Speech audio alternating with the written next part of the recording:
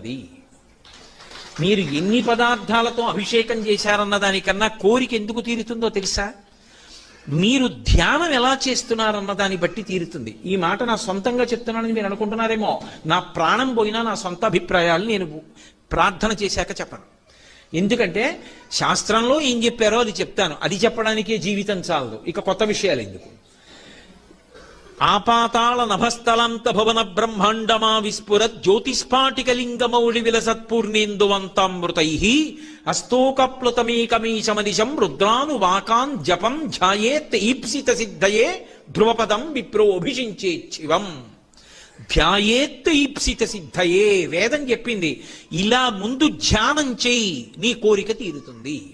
కోరిక అంటే అవసరమైతే తీరుతుంది అని అర్థం చేసుకోవాలి ఎప్పుడు. తెగని నేను అమెరికా అధ్యక్షుడిని అవ్వాలని కోరి అభిషేకం చేశానంటే అవలేదనకూడదు. ఆ కోరిక తీరితే నాకు అభ్యంతరం